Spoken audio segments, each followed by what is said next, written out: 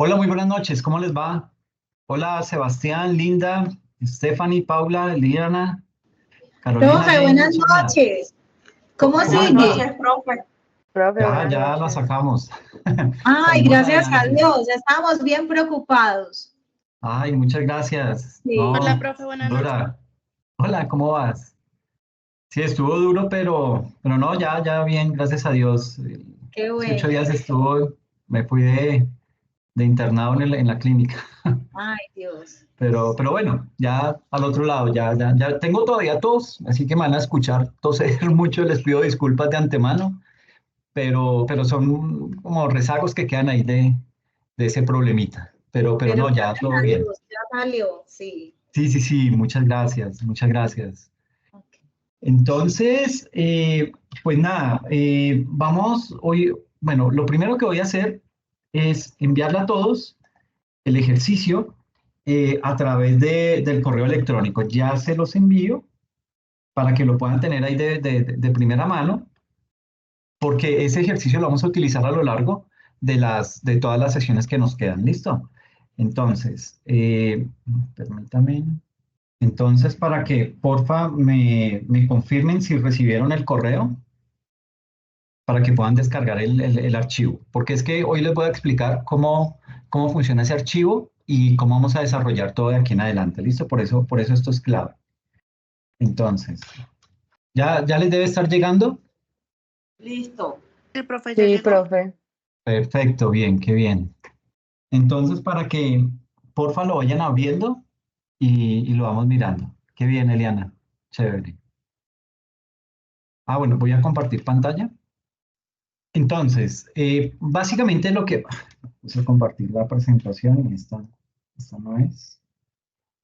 Básicamente, el archivo, ese archivo es complejo en el sentido en que viene, perdón, viene totalmente formulado. Entonces, si ustedes mueven algo, una cifra o borran algo, se altera todo el archivo. ¿Listo? Entonces, por eso hay que tener mucho cuidado. Eh, Importante acá, digamos que tenemos varias hojas. Eh, si se dan cuenta, lo que trato de mostrar a través de este ejercicio es que un ejercicio de declaración de renta no se hace necesariamente con un año, ¿sí? Con los datos o con la información de un solo periodo contable, sino que depende de toda una trazabilidad histórica para poder heredar datos y esos datos reflejarlos dentro de una declaración de renta. Entonces, básicamente, ustedes se van a encontrar acá con una hoja que se llama BP, eso es un balance de prueba del 1 de enero de 2019, ¿ok? Básicamente aquí, este es un ejercicio eh, que es totalmente completo básicamente del año 2020-2021. Pero yo voy a explicar todo el ejercicio, cómo se resuelve y al final de las sesiones, al final cuando ya lo hayamos terminado de explicar, vamos a mirar qué cambió de ese ejercicio con relación a la reforma tributaria. ¿Ok? Entonces vamos a mirar varios aspectos. Esa va a ser la clase de cierre en donde analizaremos, o sea, ya sabiendo cómo desarrollar una declaración de renta, vamos a mirar al final qué cambió frente a la reforma tributaria y cómo nos afecta en la declaración de renta. Es básicamente eso lo que vamos a hacer. Entonces, arrancamos con un balance de prueba del año 2019 y esto empieza a heredarnos mucha información. Entonces, aquí tenemos datos que, digamos que conforman la información contable de ese periodo y de ese año y lo vamos relacionando de activo, pasivo, patrimonio, costos, gastos y todo lo tenemos relacionado en esta misma hoja. Entonces, aquí tenemos los pasivos, aquí tenemos el patrimonio, en otro tenemos el libro diario de ese año, es decir, como las transacciones que se realizaron a lo largo de ese periodo. Obviamente, pues no están todas las transacciones porque esto es de una empresa, pero digamos que no están ahí todas las transacciones del año, pues porque se hacía muy largo el ejercicio, pero está el grueso del ejercicio. Entonces, aquí está todo el registro de ventas del periodo. Pues, esto es una empresa industrial que se dedica a la comercialización de bebidas como gaseosas, aguas, ¿sí? Esa es la empresa que estamos analizando. Entonces, vamos a meternos con costos, ¿listo? Vamos a meternos con todo el tema de depreciación de activos, vamos a mirar en contexto todo lo que envuelve una empresa. Vamos a mirar acciones, vamos a mirar inversiones, vamos a mirar transacciones en moneda extranjera, todo ese tipo de casos lo vamos a analizar y vamos a mirar cómo afecta eso la declaración de renta. ¿Listo? Entonces, acá básicamente tienen toda una gran cantidad de información. De pronto con esta hoja como tal que dice diario 2019 no nos metemos, ¿sí? Pero lo tengo ahí porque como está formulado, yo heredo información de esas páginas, de esas hojas. ¿Ok? Viene un balance, está el balance de prueba desde el 1 de enero de 2019 y luego viene el balance de prueba al 31 de diciembre de 2019. Entonces, todo balance tiene unas cuentas, ¿sí? Tiene un saldo inicial, que es el del 1 de enero, tiene los movimientos que tuvo, débitos o créditos, y una medición final, un cierre del ejercicio, ¿ok? Entonces, básicamente, así es como lo tenemos organizado. Vuelvo y digo, pues todo esto, mire que se desprende de fórmulas, ¿sí? Si usted mueve algo, pues se va a alterar el archivo, entonces le recomiendo mucho tener mucha precaución en oprimir una tecla, en algo. Cuando terminemos el ejercicio, ciérrelo de una vez. Tiene la ventaja que le queda guardado en el correo electrónico, pero es mejor, digamos, que tratar de tenerlo quieto porque de pronto usted lo guarda y sigue trabajando sobre ese archivo que ya guardó y se le olvida el que tiene en el correo electrónico. Entonces, como para evitar ese tipo de situaciones, ¿listo? Tenemos acá entonces todo lo que conforma ese balance de prueba con todas sus cuentas, tanto del activo como del pasivo, patrimonio, todo lo que tiene que ver con las cuentas del estado de resultados, ingresos y ganancias, costos, gastos y pérdidas, y costos de producción, porque pues como les digo, es una empresa industrial la que vamos a analizar. Luego viene lo que es el libro diario del 2020, ¿sí? Teníamos el del 2019, pues lo lógico es que mostremos también la trazabilidad histórica del periodo 2020 con todos sus movimientos. Viene un balance de prueba al final del periodo, 31 de diciembre de 2020, con sus saldo inicial, sus débitos, sus créditos y su saldo final. Viene una hoja sumaria de contabilidad que, pues digamos que aquí lo que nos hace es, nos empieza a mostrar información para empezar a heredar en la declaración de renta. Viene esta hoja que es la clave. Esta hoja es, digamos que la columna vertebral de todo el ejercicio se llama sumaria renta. ¿Por qué es clave? Porque es que de acá es de donde nos vamos a llevar los datos para el formulario de declaración de renta. ¿Ok? Entonces, ¿qué es lo importante de esta hoja? Sumaria renta se llama. Entonces, tenemos el código contable, el código del PUC de cada una de las cuentas. Tenemos clasificado esto también por activos, pasivos, patrimonio, ingresos, costos y gastos y los costos de producción. Tenemos también el saldo contable con el que arrancamos, ajustes, porque esto tiene ajustes contables.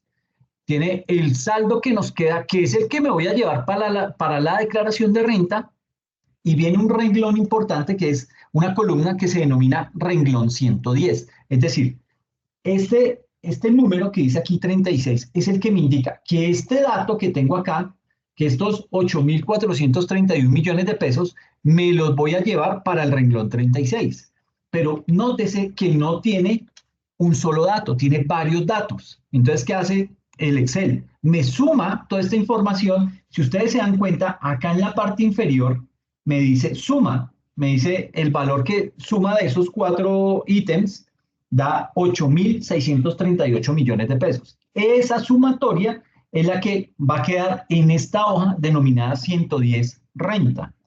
Entonces, cuando usted mira aquí el renglón 36, que es este de efectivo y equivalente al efectivo, 36 me trae el total, que es 8.638 millones 234.000. Recuerde que para todo lo que tiene que ver con impuestos, las cifras van cerradas, se redondean al 1000 siguiente, ¿ok?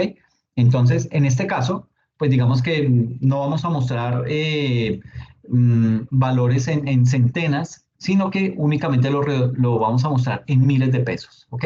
Entonces, 8.638.234.000. Así, en la hoja sumaria de renta, la suma me dé 8.638.234.115,56 centavos, ¿ok?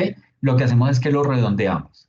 Y esas son las cifras que me llevo para el formulario 110 de renta. Y también, digamos que aquí tiene otro renglón que se denomina, es decir, ahí van como los renglones que yo voy a llevarme para hacer la conciliación fiscal, la que va en el renglón 2516, la que va en el renglón no, la que va en la columna denominada renglón 2516. Esa es, perdón, pero es que todavía me canso. Estoy, eh, entonces, básicamente, esta hoja es la columna vertebral de todo el ejercicio. ¿Listo? Ahí tenemos todas las cuentas relacionadas y lo que empezamos a hacer es heredar información de otras hojas que tenemos dispersas en el archivo Excel. Entonces, por ejemplo, este saldito que me estoy trayendo aquí de la cuenta de Bancolombia por un valor de 8.431.387.839 pesos, que no entiendo por qué tenemos toda esa cantidad de plata en una cuenta corriente que no nos está generando ningún tipo de interés, pero digamos que es el saldo que tenemos ahí. Ese saldo proviene básicamente de la tabla balance de prueba 31 de diciembre de 2020, que es esta página. Balance de prueba 31 de diciembre de 2020 por 8.431 millones, que es este datico el que me estoy trayendo. O sea, este dato que dice saldo final, diciembre 31 de 2020, 8.431.387.839. Esa es la cifra que estoy heredando para esta página, para esta hoja de sumaria renta. Y así hago con todas las cifras que están aquí reflejadas. ¿Ok? ¿Qué pasa?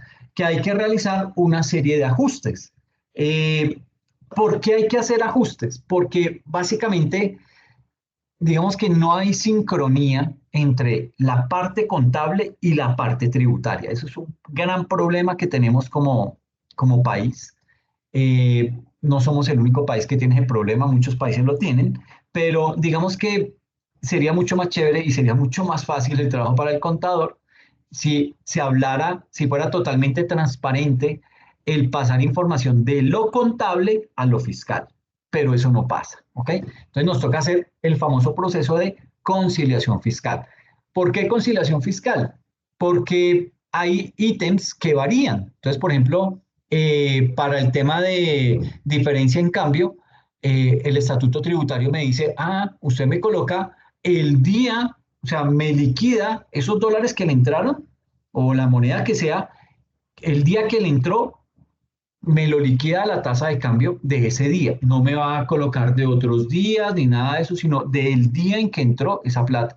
Entonces, digamos que se empieza a complejizar el tema porque en efecto en este ejercicio tenemos transacciones en moneda extranjera, tenemos unas cuentas en unos bancos en Miami, en donde pues, nos consignan plata, en donde hacemos diferentes movimientos y eso genera que tenga que realizar esa conciliación para poder determinar cuál es el saldo que tengo en esas cuentas al final del periodo y ese saldo en cuánto equivale en pesos colombianos. ¿Ok?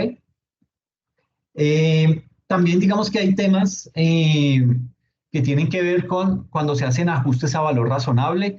Eso digamos que, por ejemplo, aquí todo lo que tiene que ver con las acciones, por ejemplo, aquí tenemos unas acciones del Grupo Aval que están ajustadas al valor razonable por valor de 117.488.770. La parte tributaria me dice, mire, a mí solamente repórteme en el formulario de declaración de renta todo lo que se haya ejecutado, ¿ok? Por ejemplo, en el caso de acciones, si usted no las ha vendido, ni me muestre esa información. A mí no me interesa que usted me diga que tiene ese mundo de acciones si no las ha vendido, si no ha hecho algo con esas acciones. Las tiene ahí guardadas. ¿ok? Pues sí, muy chévere, pero a mí no me representa nada como Diana, ¿ok? Entonces, por eso, como yo no las he vendido todavía, lo que hago es un ajuste que me deje ese renglón en cero, ¿ok? Pero yo lo debo reflejar en mi contabilidad, pero en la parte tributaria no, porque no tiene ninguna incidencia, porque no las he vendido. Tiene incidencia cuando yo venda esas acciones. ¿En qué sentido? En que debo decir, ok, ¿cuánto fue lo que obtuve de utilidad por vender o por cuánto tuve de utilidad por haber realizado esa inversión? Ahí sí tiene sentido llevarme esa cifra para mi formulario de declaración de renta. Antes no. Entonces yo todavía tengo esas acciones ahí, pues simplemente lo que hago es un ajuste que me cancele ese monto de esas acciones para que el valor que yo me voy a llevar a esta columna de saldo de declaración en el ítem específico de las acciones del grupo Aval vaya en cero.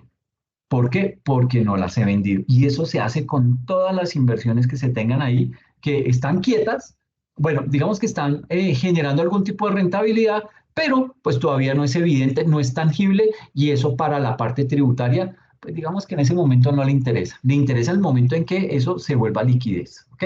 Y ahí sí ya lo reportamos y determinamos qué hacer, cómo se liquida ese tipo de eh, pago que debemos hacer por esas inversiones a la DIAN. ¿Listo? Viene también, aquí también tenemos acciones de Ecopetrol que no se han vendido, entonces se hace el ajuste para que queden cero. Derivados financieros, de esto pues vamos a explicarlo con más detenimiento, porque los derivados son instrumentos financieros complejos, en el sentido en que para yo poder acceder a un derivado, yo necesito tener un instrumento financiero primario, o sea, depende de eso.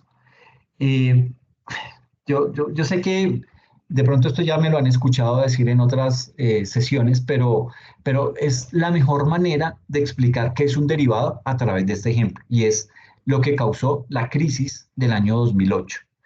Esa crisis se forjó por allá desde 1994, ¿ok? Que vino a estallar hasta el 2008, es otro cuento, pero eso empezó en el 1994 por allá en el gobierno de Bill Clinton. Y no fue por Mónica Lewinsky, sino que, ¿qué pasó en esa época? Una de las promesas de campaña de Bill Clinton fue decir, voy a propender porque todos los ciudadanos norteamericanos tengan su casa propia, ¿ok? Y sí, no todos tienen casa propia, ¿ok? Eso no es solamente un problema de Colombia, eso es a nivel mundial. Es más, en Alemania apenas el 35% de la población tiene casa propia. El resto, el 65%, vive en arriendo. ¿Ok? Entonces, no se afane si no tiene todavía casa propia. Cójala con calma, no se vaya a endeudar ahorita, que no es lo más chévere, no es el momento para hacerlo, pero digamos que es una problemática que surge en todos los países. Entonces, ¿qué pasa? Que un candidato presidencial lo primero que hace es buscar, bueno, ¿de qué me pego para poderle vender esa idea al pueblo y que el pueblo vote por mí? Entonces Bill Clinton dijo, ok, le voy a decir a todo el mundo, a todos los norteamericanos que van a tener casa propia. Claro, pues ¿quién no quiere su casa propia? Todos los que no la tienen dicen, no, ¿yo qué hago pagando arriendo, botando la plata? Pues más bien pago algo que es lo que me va a quedar y tengo un capital. Entonces, claro, la gente empezó y votaron por el hombre, lo eligieron y quedó presidente, ¿sí? ¿Qué pasa? Que uno cuando se lanza a una campaña política, sea de alcalde, de senador, de gobernador, de presidente, usted llega con un plan de gobierno. Usted dice, ok, durante mi gobierno yo voy a hacer esto. ¡Pran! Todas estas programas, voy a desarrollar estas políticas públicas, voy a llegar a hacer estas reformas. Entonces lo tiene que hacer. Por eso es que Petro está afanado por hacer todas las reformas que dijo iba a hacer, porque si no las hace, la Corte Constitucional, el Congreso, en fin, empiezan a sancionar, ¿ok? Porque él incumplió esas promesas de campaña. Y eso está bien, porque no tienen por qué llegar allá a decirnos mentiras y a engañarnos y decir qué van a hacer y a deshacer y después no hacen absolutamente nada. Entonces, ese es uno de los afanes que tiene Petro ahorita, que ya va en la mitad del gobierno y sus reformas pues no han salido adelante, ¿sí? Muchas de ellas.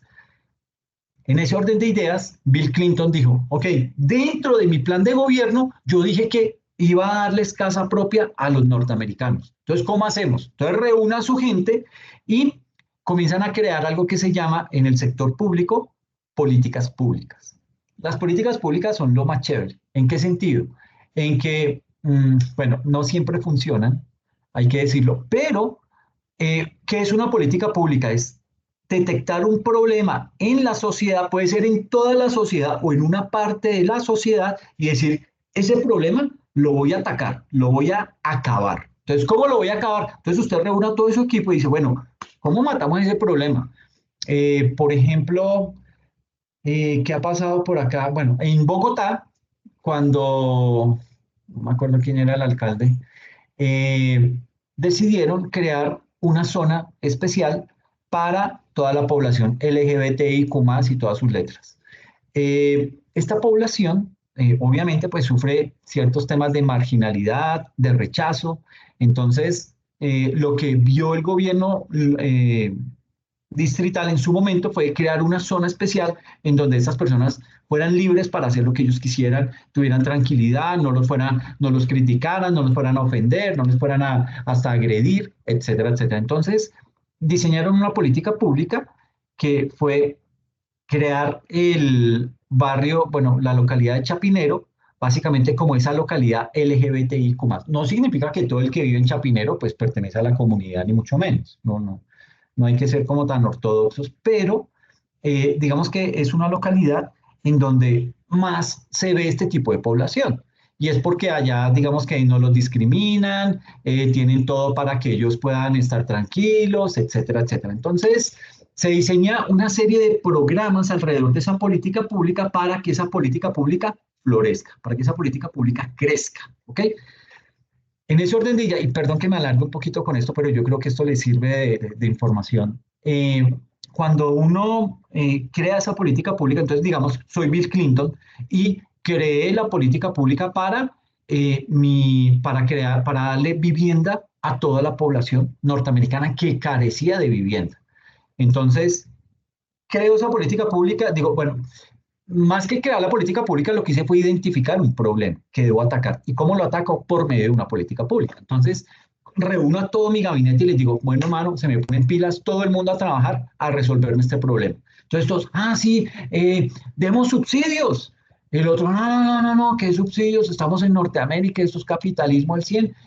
Bajemos más bien tasas de interés. Y comienza todo el mundo a opinar y no sé qué. Y hay alguien por allá que es el que toma nota de todas esas ideas, de toda esa lluvia de ideas, y dice, ok, ya sé cómo es. Entonces, el hombre organizó todas las ideas y dijo, mire, la política pública debe ir organizada. Primero, vamos a construir...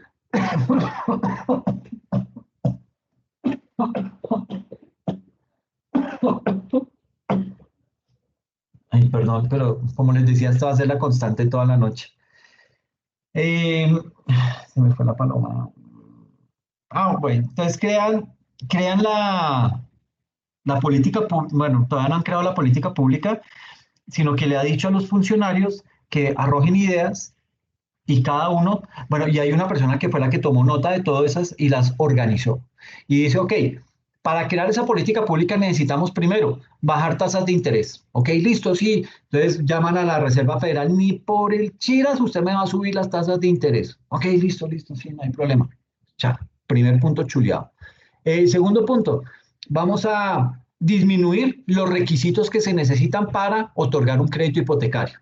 Porque antes le decían a uno, eso es como acá en Colombia, si usted quiere casa nueva, pues usted debe tener por lo menos el 20% de la inicial y el 80% se lo financia. Entonces dijo, Bill Clinton le pareció fácil decir, no, pues sin cuota inicial, que vamos a poner a la gente sin plata, lo que necesitamos es darles casa. Entonces quiten la cuota inicial, listo, quitada la cuota inicial. Entonces todo el que tuviera un buen crédito, una buena historia crediticia, pues le daban crédito hipotecario y básicamente sin tener que dar un solo peso, ¿ok? Pues, o sea, le financiaban el 100% de la vivienda. Pues chévere, habrá que mirarlo con pinzas para poder determinar si, si es bueno o es malo, ¿ok? ¿Qué más empieza? Bueno, entonces comienzan así a mirar muchos aspectos y a quitar todo eso que de pronto se podía llegar a generar en un obstáculo para que una persona, una familia pudiera acceder a un crédito hipotecario y obviamente a su vivienda. Entonces, con todo eso, o sea, levantaron requisitos, bajaron tasas de interés, no miraban tanto el historial crediticio y todo eso formó esa política pública. Y claro, arrancaron con eso. Entonces, comienzan todas las constructoras a construir apartamentos, casas, condominios, todo ese tipo de cosas, y comienzan a vender. Obviamente, pues la gente toda comienza y dice, bueno, ¿y cuánto vale? Y sí, el sueño de mi casa. Entonces la esposa abrazaba al esposo, y sí, los niños, y vamos a tener nuestra casa. Claro, usted de papá se anima y se endeuda en esa vaina, mete la cabeza ahí, y listo, ya tenemos casa, pum, se van todos a vivir allá a la casa, chévere, empiezan a pagar la cuota, y viene un problemita, pero un problemita después de que Bill Clinton se fue. O sea, acabó su gobierno, quedó como un príncipe, a excepción de lo de Mónica Lewinsky, y quedó el tipo como uno de los mejores presidentes que ha tenido Estados Unidos, precisamente por eso, porque a mucha gente le dio casa. ¿Qué pasó? Que en el 2008, bueno, eso vino a ser como desde el 2006, eh, los bancos no son bobos. Los bancos se dieron cuenta del problema que se estaba formando. Dijeron, se reunieron tres, cuatro bancos, los más fuertes de Estados Unidos, y dijeron, hey, hermano, yo esto lo veo grave. Y lo veo grave desde tal punto de vista, mire, hemos estado dando crédito hipotecario y básicamente uno dice, pero es que un crédito hipotecario es confiable. La persona se para en las pestañas para pagar su crédito hipotecario. Y eso uno lo hace porque es su casa, ¿sí? Y usted quiere como padre de familia dejarles algo a sus hijos. Entonces usted pelea por pagar por cumplir con la cuota de la cuota hipotecaria. Entonces, en ese orden de ideas, los bancos empezaron a decir, hermano, nosotros levantamos requisitos, digamos que los bancos también en su afán de vender, no ponían mucha atención al historial crediticio de las personas, no le ponían, que es que usted trabaja, pero en el sector informal y no tiene un certificado, ok, pero ¿cuánto gana? No tanto, entonces le hacían ahí como un cálculo, bueno, sí, usted puede acceder, listo, aprobado su crédito hipotecario. Entonces, levantaron muchos requisitos, abrieron todo, lo hicieron todo muy fácil para que la gente accediera a su crédito hipotecario, y muchas personas, con el paso del tiempo, empezaron a quedar mal. ¿Por qué empezaron a quedar mal? Bueno, pero antes de eso, los bancos sí dijeron, mire, todo esto que hemos hecho mal, porque ellos sabían que lo habían hecho mal, y esto se va a volver una bomba de tiempo. Entonces, ¿cómo nos aseguramos? Entonces dijeron, ok, alguien por ahí, uno de los sabios del sector financiero dijo, eh, vamos a crear paquetitos de hipotecas, ¿sí? Entonces vamos a crear un paquetico de 50 hipotecas, ¿sí? Entonces aquí están esas 50 hipotecas y vamos a armar un CDS. Un CDS es como un Credit Default Swap, es como un seguro que yo le compro a ese paquetito de hipotecas. Entonces yo digo, ok, llamo a una aseguradora, le digo, venga hermano, tenemos este producto financiero, a ver, ¿usted qué opina? Y le dice, mire, vamos a crear unos paquetitos de hipotecas, eh, pero yo necesito que usted me garantice que si alguno de estos no me puede pagar, de alguna de esas personas que está dentro de esa hipoteca no me puede pagar, usted me cubre esa hipoteca. Y el man dijo, listo. Entonces, bajo esa condición, ¿cuánto me vale el seguro? Y entonces el tipo sacó las cuentas, y dijo, no, tanto. Por asegurarle ese paquetito de hipotecas, usted me paga tanto y me lo paga anual. No hay problema. Usted es mi amigo, hemos hecho negocios y no hay problema. Entonces, comienzan los bancos a venderle esos paquetitos de hipotecas que se llaman CDS a las aseguradoras. Entonces, claro, las aseguradoras dijeron, no, este es el negocio del siglo, vamos a llenarnos de plata. ¿Por qué? Porque la aseguradora no fue tan visionaria como si fueron los bancos. Los bancos vieron el problema, las aseguradoras vieron una oportunidad. Dentro de esa oportunidad dijeron, hermano, ¿quién va a quedar mal con una hipoteca? Nadie. La gente quiere tener su casa y se para en las pestañas por pagar su hipoteca. Entonces, asegurémoslo. Y entonces salió una aseguradora con la otra y con la otra y empezaron a crear alianzas entre las aseguradoras y a comprar todos esos paquetitos de hipotecas que generaban los bancos. Entonces, comienzan los bancos a hacer eso, a generar esos paquetes y las aseguradoras a cubrir eso. Bueno, a cobrarles a los bancos que les paguen por ese seguro y en caso que algo pase, pues la aseguradora le responde y las aseguradoras empiezan a llenar de plata. ¿Ok? Entonces las aseguradoras norteamericanas llamaron a las españolas, llamaron a las inglesas y todo esto y se formó una gran cadena de aseguradoras cubriendo ese tipo de paquetitos de hipotecas. ¿Ok? Hasta ahí todo bien. ¿Sí? Entonces, ¿qué pasa? Que en la medida en que cada vez más gente empieza a acceder a su crédito hipotecario, pues el precio de la vivienda va subiendo y va subiendo y va subiendo. Pero no solamente sube el precio de la vivienda nueva, sino que sube el precio de todas las viviendas de todas las personas que tienen ese crédito hipotecario vigente. Entonces, hoy en día, usted compra su vivienda y le vale, qué sé yo, 300 millones de pesos. Pero al año siguiente ya no le vale 300, ya le vale el monto de la hipoteca, digamos que ya le subió de precio, ya no le vale los 300, sino le vale 350 millones. Y si se le sube ese valor, se le sube la cuota. Y así sucesivamente, se le sube la cuota, se le suben los intereses, entonces todo lo que usted paga va más que todo a intereses y un poquitico para capital, y eso es impagable. ¿Qué pasó?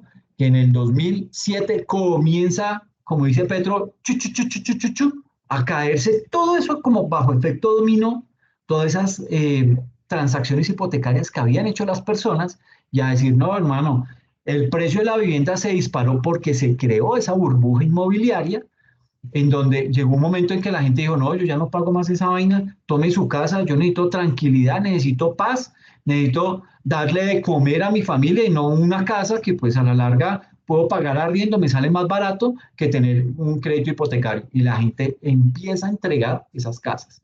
Claro, estalla esa burbuja y se viene el sector financiero con todas esas hipotecas, ya digamos que, ¿cómo se dice? Hipotecas impagables. Entonces los bancos le caen a la aseguradora. Le dicen, ¿se acuerda que nosotros le estamos pagando ese seguro por ese paquetito de hipotecas? Pues me empezaron a quedar mal, hermano. Entonces necesito que usted me pague esa plata. Y comienzan todas las aseguradoras a pagar. Pam, pam, pam. Y paguen todos esos bienes que quedaron mal las personas o que los devolvieron. Entonces el banco pues quedó bien, no perdió nada. Pues bueno, quedaron de pronto con algunos bienes, pero las aseguradoras se fueron todas a la quiebra. ¿Ok? Y eso empieza entonces, quiebran las aseguradoras, se empiezan a llevar unos bancos más pequeños, esos bancos pequeños se empiezan a llevar unos más medianos y los medianos empiezan a llevar a los grandes. Y eso es una cadena grandísima. Entonces, claro, ¿qué le toca al gobierno nacional? Empezar a decir, quietos, quietos, quietos, no se preocupen, yo estoy, aquí está su papá que les va a ayudar y comienza a inyectarles plata a todos los bancos para tratar de frenar esa crisis que se está dando, ese chu, chu, chu, chu, chu. Entonces, cuando eso pasa, obviamente, pues digamos que el sector financiero se resiente, la gente quiere sacar su plata del sector financiero porque dice, ese banco va a quebrar, pues lo primero que hacen es sacar la plata y lo que hace uno con sacar la plata es agravar aún más el problema porque lo estoy dejando sin liquidez. Entonces los bancos también se comienzan a cerrar un poquito, no, no, no, yo todavía no le doy la plata, le doy un poquitico, no sé qué, si sé más. En fin, se crea una gran crisis a nivel mundial y eso entonces genera quiebra de empresas, despidos, en fin, un gran problema que se generó. Eso, pues básicamente trae ese tipo de problemas, genera esas grandes crisis y obviamente hubo bancos que quebraron, ¿ok? En Colombia eso pasó, pero en el año 1999, con el tema del UPAC. Anteriormente, cada banco tenía su corporación de ahorro y vivienda. Entonces, estos bancos decían, ok, vamos a dar crédito hipotecario, pero yo no lo doy como banco, sino para eso tengo mi otra empresa que se llama una caja de ahorro y de vivienda, y ella es la que se va a encargar de dar esos créditos, de estudiar los créditos, estudiar a los clientes, mirar si se lo otorga, y también se volvían financiadoras de constructoras, para que las constructoras, bueno, me canso hablando, no puede ser. Eh, entonces, estas cajas de ahorro de vivienda comienzan a financiar a las constructoras, y las constructoras son las que empiezan a construir apartamentos y todo eso. Y eso es bueno, ¿por qué? Porque si algo jalona una economía es el sector de la construcción. Genera mucho empleo, genera flujo de caja, etcétera, etcétera. Entonces digamos que se mueve la economía y va todo muy bien. ¿Qué pasa? Que el precio en Colombia, en esa época se hablaba del UPAC, el UPAC comenzó a subir y suba, y suba, y suba, y suba. Entonces, en la medida en que sube ese UPAC, a usted le empieza a subir el monto del crédito, por ende le sube la cuota y por ende usted termina pagando más intereses que capital. Entonces, usted se aburre, usted dice, no, yo qué ando pagando, ya no me alcanza el sueldo, solo pagando la cuota. Entonces, la gente aquí también empiezan a devolver todos sus apartamentos, sus casas que habían comprado con mucho esfuerzo, lo entregan, dicen, olvídese, yo ya no quiero saber más nada de esto, quédese usted con su casa, a mí déjeme tranquilo, y hasta ahí fue, pierdo esa plata. Entonces, se empiezan a quedar esas corporaciones de ahorro y vivienda con todos esos activos fijos, no tienen cómo volverlos a vender porque el sector se resiente y apenas es obvio porque usted como cliente, usted dice, uy, espere porque ¿cómo así que la gente está entregando las casas? ¿Cómo así que subió el UPAC? ¿Cómo así que esto ya no es rentable? ¿Cómo así que, cómo así, cómo así, cómo así? Entonces la gente le da miedo y no mete su plata, no invierte en créditos hipotecarios. Entonces se resiente todo el sector financiero y se cae. ¿Ok? Se quebraron muchos bancos. Obviamente todas las cajas de ahorro de vivienda, la Corporación de Ahorro y Vivienda, las corporaciones de ahorro y vivienda, se quebraron todas y le tocó al gobierno inyectarle dinero al sector financiero para que pudiera salir adelante. Eso a grandes rasgos es lo que pasó en la crisis colombiana, que fue algo muy similar a lo que pasó con la crisis del año 2008, solo que esta fue una crisis digamos que fue una crisis a la colombiana con esteroides, en el sentido en que fue de mucho mayor impacto, de un mayor alcance y que generó grandes pérdidas a nivel mundial. Entonces, básicamente eso es un derivado. Todo esto para explicarle lo que es un derivado financiero. Y es como una especie de seguro que yo tengo para cubrir algo, ¿ok? Sobre todo un instrumento primario. En el ejemplo que les colocaba, el instrumento primario que era la hipoteca. Y le creo un seguro que me cubre, a mí como banco, me cubre en caso que esta persona que me debe esta hipoteca me quede mal. Entonces, ¿quién me cubre? El asegurador. Entonces, me quedó mal, tome su hipoteca, usted devuélvame lo que me debe y quedamos como si nada hubiera pasado. Y listo. Entonces, se quebraron todas esas aseguradoras grandísimas. Eso es lo que hace un derivado. Entonces, eso lo vamos a ver acá cuando lleguemos a ese ítem de instrumentos financieros. También todo el tema de cuentas por cobrar clientes, en donde lo que vamos a hacer ahí es empezar a determinar cómo se calculan las edades de la cartera, con el propósito de poder medir cuál es el deterioro de la cartera y eso, pues, entrar a contabilizarlo y entrar a mirar qué nos llevamos para nuestra casilla en el formulario de declaración de renta y qué no, porque ahí tenemos que hacer un ajuste contable. Ajustes, también hay deterioro en cuentas por cobrar, ajuste NIF. Ese deterioro, pues no es que me vaya a disminuir, yo por ende lo que hago ahí es trasladar una cifra en cero de ese renglón para el formulario 110, pero lo dejo evidente en la parte contable.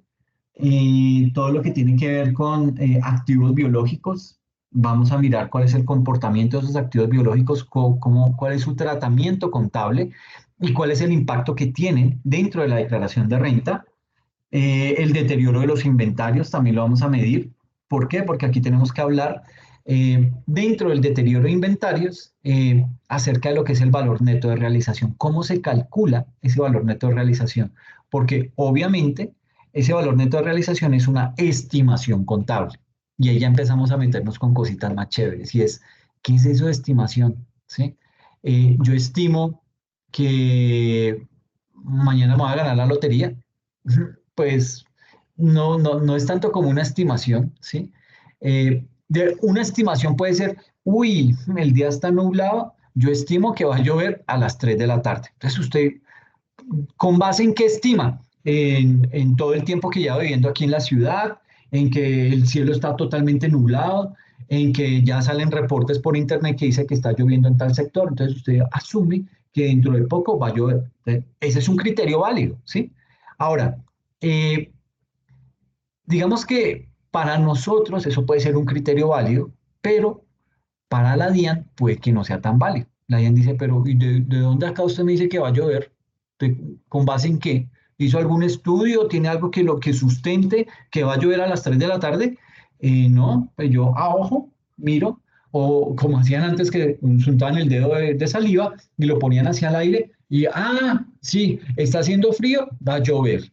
No tiene ningún sentido. Entonces, es muy diferente hacer ese tipo de estimaciones a tener algo con un asedero que sea mucho más eh, científico, mucho más que provenga de un estudio, ¿sí? Que me diga, es que, por ejemplo, yo estimo que el valor residual que voy a aplicar en las depreciaciones para los vehículos va a ser del 20%. Ok, el inspector de la DIAN le dice, ok, ¿por qué el 20 y no el 30? ¿Sí? O sea, uno cómo le justifica eso, ¿sí? Entonces, si yo no tengo un estudio que diga que lo que yo debo calcular de valor residual es el 20, el tipo de ahí no lo mueve nadie y me va a hacer volver a recalcular todas las depreciaciones desde que existe esa política contable hasta el sol de hoy y me va a volver a hacer que claro, al disminuir la depreciación, se me aumenta la utilidad, por ende tengo que pagar más impuesto. Y como tengo que modificar la declaración de renta, tengo que pagar una sanción y además unos intereses moratorios. Eso me sale por un curvo de plata. Entonces, eso es lo que buscan los inspectores tributarios, mirar vacíos que usted tenga en temas de criterios, en tema de estimaciones, en tema de políticas contables mal elaboradas, etcétera, etcétera, para que a través de esos vacíos él mire cómo se mete por ahí y le hace a usted pagar más. ¿Ok? Que si eso es bueno o es malo, no soy quien para catalogarlo, pero yo soy de los que piensan que no hay que dar papacha, ¿ok? Entonces, lección aprendida es, mire, no se ponga a estimar pensando por allá en cuanta cosa se le ocurra, no, aterrice el tema, trate de apoyarse en algo científico, en algo que tenga una validez, ¿sí? Que esté documentado y que eso le sirva para sustentar el por qué calculó que el valor residual debe ser del 20 y no del 30 o del 40% como le está diciendo el inspector tributario. Entonces, hacia eso vamos, ¿ok? Bien. Eh, Aquí viene todo el tema de las depreciaciones, a nivel de propiedad, planta y equipo, todo esto. Mm, en fin, digamos que no voy a seguir ahondando más acá. Y básicamente lo que hacemos de esta hoja es empezar a llevarnos cifras para nuestro formulario 110 de la declaración de renta, que lo que se hace es se va acomodando en cada uno de estos renglones. El 37, el 39, el 42, etcétera, etcétera. Entonces, ¿qué vamos a hacer? Yo voy a explicar con total nivel de detalle todo lo que tiene que ver con esta sección del patrimonio, para poder determinar cuál es el patrimonio líquido de nosotros como organización. En tema de ingresos, pues no me voy a meter tan a profundidad, ¿sí? ¿Por qué? Porque esto básicamente proviene de de la actividad que está desarrollando la empresa, entonces pues no lo voy a tocar tanto. Obviamente lo explico, pero no me voy a meter en profundidad como lo voy a hacer con el patrimonio. Y así sucesivamente seguimos con cada uno de las secciones del formulario 110. ¿Ok? No somos una entidad sin ánimo de lucro, entonces ahí no pasa nada. Aquí ya calculamos lo que es la renta. Aquí vamos a mirar algo de renta presuntiva, que yo sé que hoy en día eso está a una tarifa del cero, pero no la han eliminado. Eso quiere decir que en cualquier momento la pueden subir. Entonces lo que vamos a hacer es calcular esa renta presuntiva, cómo se calcula y cómo, digamos que qué incidencia tiene dentro de la declaración de renta. Eso lo vamos a hablar. Vamos a mirar tema de ganancias ocasionales, si es que se llega a dar, y el resto de lo que es la liquidación privada de la declaración de renta y cuál es el valor que debemos pagar. ¿Ok? Eso es, digamos que a grandes rasgos, todo lo que vamos a hacer a nivel de este ejercicio, pero adicional a eso, tenemos acá lo del formulario 2516. Eso es muy cansón de hacer. La verdad, no lo hice. ¿Ok? Les pido disculpas por eso. Aquí simplemente me le apunté al primer ítem de efectivo y no seguí haciendo eso. Entonces, pero aquí está por si alguien lo quiere hacer. Y luego vienen otro resto de hojas que específicamente hablan acerca de ítems puntuales. Por ejemplo, activos y pasivos en moneda extranjera. Entonces aquí yo les explico cómo hago para determinar cuál es la tasa, ¿cómo se llama eso? La tasa de cambio del día con la que debemos hacer la conversión a pesos colombianos. ¿Ok? Eso, hay mucho de esto en temas contables, hay muchos aspectos. Bueno, digamos que la contabilidad tiene un defecto y es que hay muchos temas que son incertidumbre. ¿Ok? Entonces, ¿qué pasa? Cuando hay incertidumbre no significa que yo no hago nada. Ah, no, eso no está en la norma, entonces yo no hago nada. No, ahí es cuando la norma le dice, bueno, papito, le pega aquí en el hombro y le dice, papito, ahora usted utilice su juicio profesional y resuélvame ese problema. A ver usted cómo lo haría. Y usted empieza, "Ay, pucha, ¿y cómo lo resuelvo?" Entonces usted puede una llamada a un amigo, 50-50, eliminó las dos opciones. Se pone a jugar, pone a determinar cuál es la mejor salida, obviamente lo más sustentada posible, y esa es la que aplica. Entonces, eso fue lo que hice acá. Acá, si ustedes se dan cuenta, estoy utilizando la metodología PEPS. Y usted va a decir, pero esto no es inventarios, esto es transacciones en moneda extranjera. ¿Por qué se mete a utilizar primeras en entrar, primeras en salir? Pues eso lo vamos a ver cuando expliquemos este ítem. ¿Ok? Se van a dar cuenta del por qué utilizo ese método, que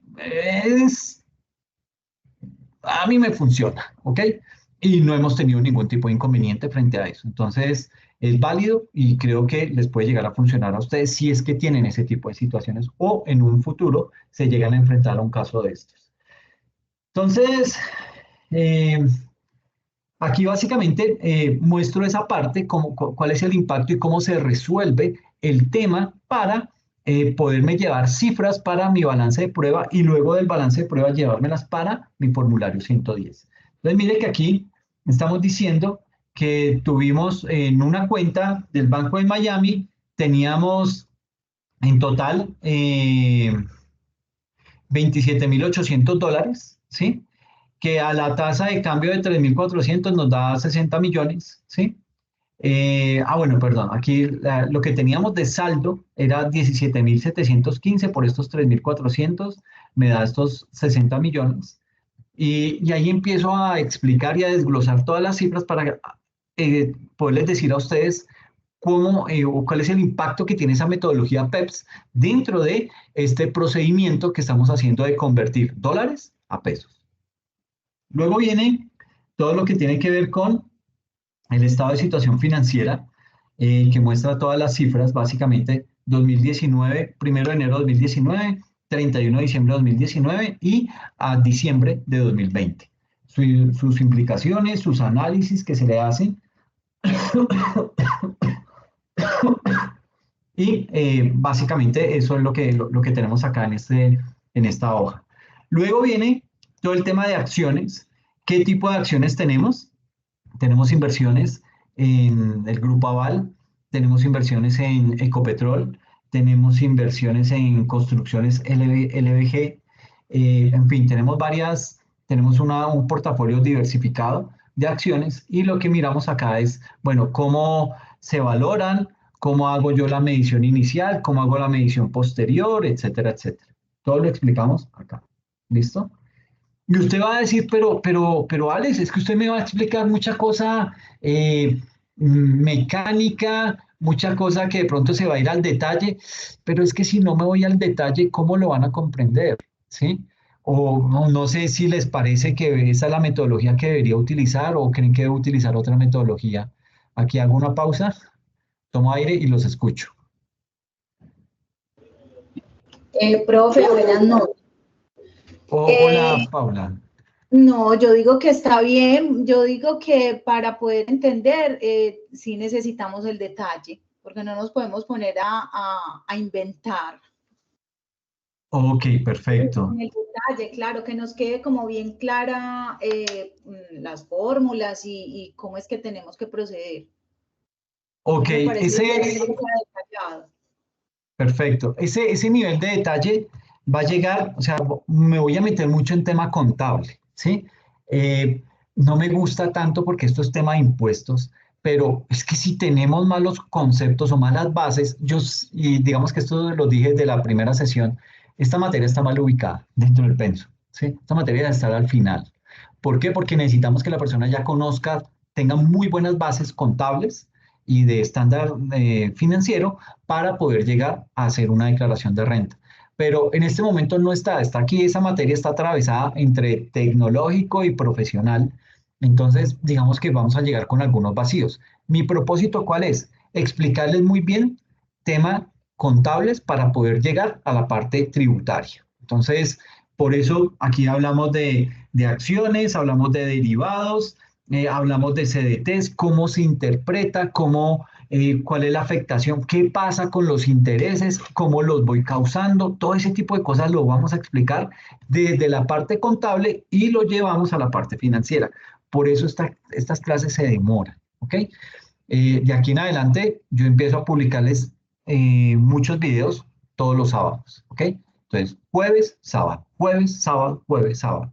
¿Por qué? Porque necesitamos cubrir toda la temática a completitud.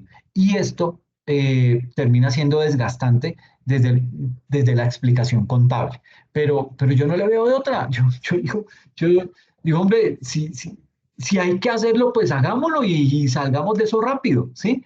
Entonces, desde ese punto de vista, creo que la mejor metodología, creo que es la forma en la que vamos a poder sacar adelante el tema y creo que ustedes van a poder aprender. eh, por lo menos van a llegar con unas muy buenas bases para abordar una declaración de renta. Entonces, ese es mi propósito. Entonces, aquí también tenemos todo el tema de clientes, eh, todo lo que tiene que ver con los vencimientos de cartera, las edades de las carteras y qué implicación tiene eso dentro de mi declaración de renta. Puede que no tenga ninguna, como puede que sí la tenga, ¿ok?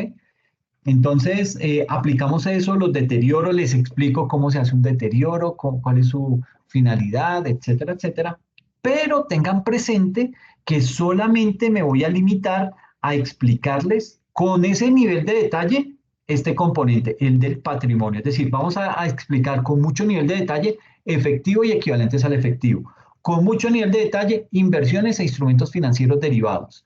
Con mucho nivel de detalle, cuentas por cobrar, inventarios, activos intangibles, activos biológicos, propiedad, planta y equipo y otros activos. Y el componente de pasivos, ¿ok? Eso lo vamos a explicar con mucho nivel de detalle y en esto nos demoramos, yo creo que unas 4 sesiones, si no son 5. Terminamos eso y arranco ya con el resto sin tanto nivel de detalle. O tampoco les voy a decir, ingresos brutos de malas. Miren ustedes cómo lo hacen. No, pues yo les explico de dónde saco las cifras, todo eso, pero no me meto con tanto detalle como si lo hice con el patrimonio. ¿Okay? Entonces, porque es que si me pongo a mirar cada uno de los ítems o cada uno de los renglones del formulario 110, nos envejecemos haciendo eso. No lo vamos a acabar nunca. Entonces, de mi parte, cuenten con todo el patrimonio explicado a nivel de detalle profundo.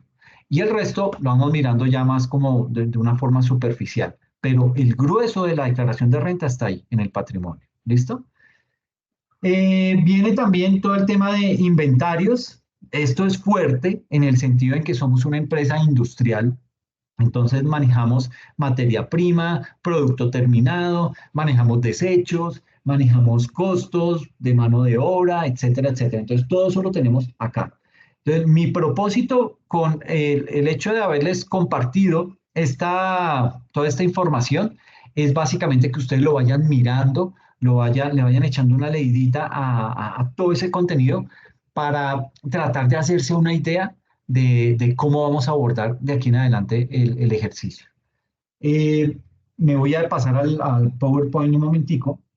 Entonces, mire, por ejemplo, a nivel de PowerPoint, a nivel de explicación, empiezo a hablarles de inversiones, cómo se clasifican, cuáles son los tipos de inversiones que hay, etcétera, cómo se calculan los intereses, cómo los vamos a contabilizar, cómo se hace una tabla de amortización, cómo se calculan esos valores para que usted tenga una idea mucho más clara y tenga el concepto totalmente claro, sus respectivas contabilizaciones. Seguimos aquí con otros ejemplos, porque es que inversiones es muy grande, ¿sí? Inversiones, empieza usted a mirar desde una tabla de amortización en un CDT hasta la valorización de una acción en bolsa de valores y qué impacto tiene eso en la parte contable. Entonces, todo eso lo empezamos a mirar. Luego de inversiones, nos metemos ya con todo el tema de cuentas por cobrar. Entonces, analizamos qué son las cuentas por cobrar, qué es eso del costo amortizado, cuáles son los diferentes métodos que existen para calcular todo lo que tiene que ver con las cuentas por cobrar, el deterioro de las cuentas por cobrar, cómo nos afecta, y luego me meto con inventarios, explicamos toda la parte de inventarios, que es un poquito larga, eh, con buenos casos para que usted tenga una idea totalmente clara de lo que es el inventario, contabilizaciones y todo esto. Y ahí ya entonces, una vez queda, yo hago siempre la explicación de esto contable y luego me paso al ejercicio en Excel, ¿ok? Y allá me voy para la página específica que dice inventarios. Entonces me meto a inventarios. Acá inventarios y comienza a decir, bueno, es que mire, en diciembre 31 de 2018, esto era lo que teníamos de inventario. En materia prima, tanto, en producto terminado, tanto, activo biológico, en deterioro, etcétera, etcétera. Y empezamos a mirar cada uno de los ítems para tener totalmente claro y saber cuál es la cifra que me tengo que llevar realmente para mi formulario de declaración de renta. Aquí hay algo importante. También esto. Aquí le metimos semovientes con el propósito de ponerle algo más que de pronto no es muy común en las empresas, pero que cuando nos toca nos duele tremendamente no saber de ese tema. Entonces aquí les explico a nivel de semovientes, nos metemos con casos de terneros, toretes, cómo es eso, cómo se contabiliza, cuál es la diferencia entre unos y otros. Y mire que aquí tenemos todo lo que tiene que ver con compras, los que nacen, los que se mueren, los que vendimos y cuál es el saldo final. Y todo eso hace parte de nuestra información financiera. Propiedad, planta y equipo, ¿qué es lo que tenemos en propiedad, planta y equipo? ¿Cómo está discriminado? ¿Cómo se hacen las depreciaciones a nivel de propiedad, planta y equipo? Y digamos que empezamos a mirar eso con mucho nivel de detalle. Otros activos, ¿qué pasa con esas cuentas? Pasivos, todo el tema laboral, ¿sí? Aquí pues digamos que tenemos temas de nómina que nos puede llegar a dar algún tipo de idea. Lo que es el impuesto corriente. Aquí ahí empiezan a surgir cosas, bueno, aquí están los a nivel de impuestos diferidos, y los intereses presuntos, que esto también es un tema que se ve mucho en las organizaciones, pero carecemos en muchas ocasiones de decir, oiga, ¿eso cómo se hace? ¿Qué es eso de interés presunto? Entonces aquí lo explicamos, hacemos un ejercicio pequeño para tener el concepto claro y seguimos avanzando. ¿Okay?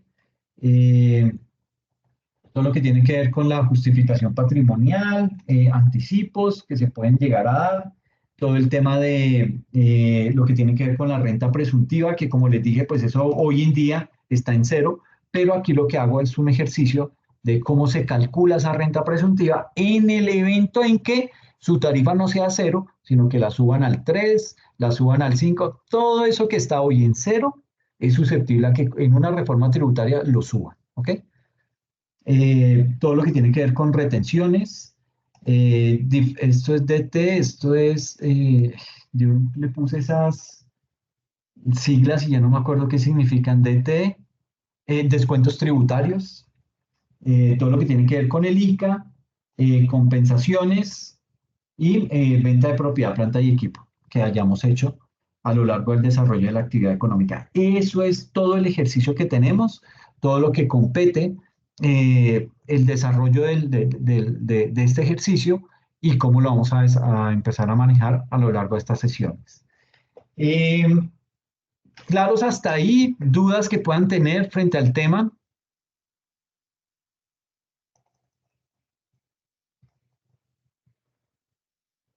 Todo claro, profe. Ok, No, profe, perfecto. Dime. no, profe, no, todo está claro. Ah, me asusté. No, no, Ok, todo ok. claro. Listo, listo, perfecto. Entonces, arranquemos con una temática, esta parte.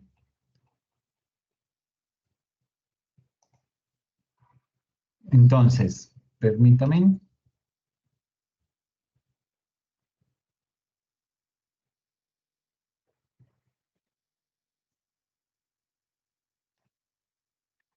Entonces, vamos a empezar con todo lo que es el efectivo en lo que tiene que ver con la declaración de renta, ¿ok? Que es este primer ítem que tenemos ahí dentro de nuestra declaración de renta. Todo lo que agrupa el efectivo y el equivalente al efectivo, ¿ok? Básicamente, aquí voy a ampliar esto.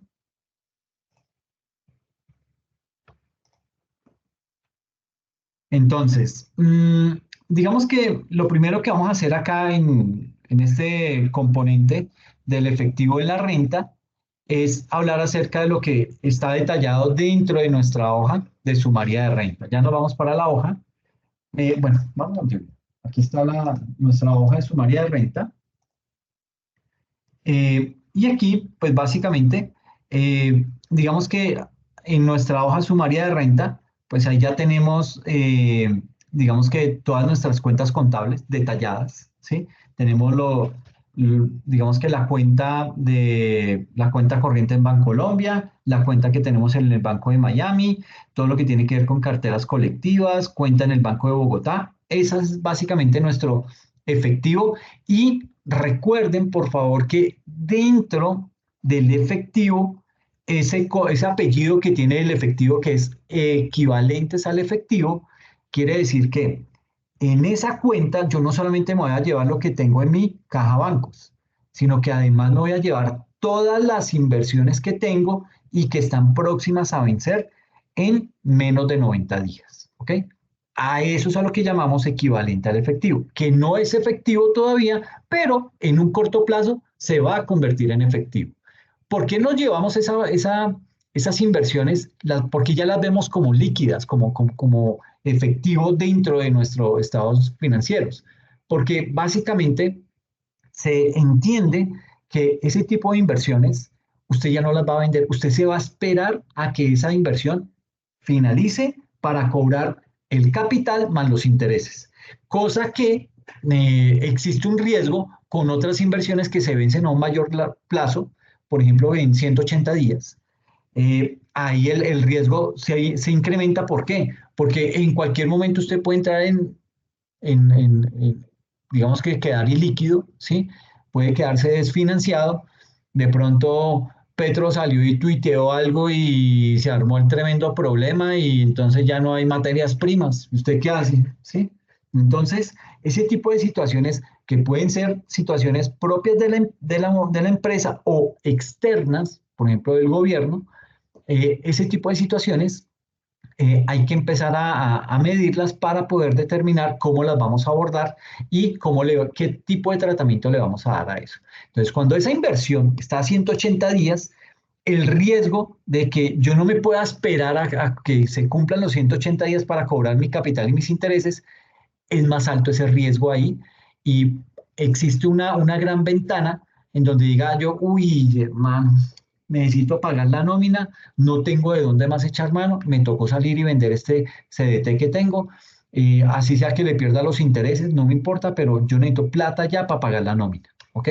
Entonces sale usted, vende ese CDT, lo tenía en 180 millones, lo vendió en 180 millones, pero perdió todos los intereses que ya tenía acumulados, ¿ok? Pero pues digamos que esas son los riesgos que hay y eso, digamos que eso le pasa a todas las empresas. En algún momento una empresa se desfinancia por alguna razón interna o externamente y eso le termina afectando. Y es ahí en donde la empresa tiene que tomar decisiones y decisiones fuertes que le pueden llegar a generar algún tipo de pérdida. En este caso, perder los intereses. Todo ese tiempo que duró con esa, diga usted que tenía esa inversión hace un año y le quedaban 6 meses para empezar a cobrar, perdió todos esos intereses de esa plata que tenía ahí guardada. ¿Por qué? Porque necesita la plata ya. Entonces, vuelvo y digo, eso no habla mal de la empresa.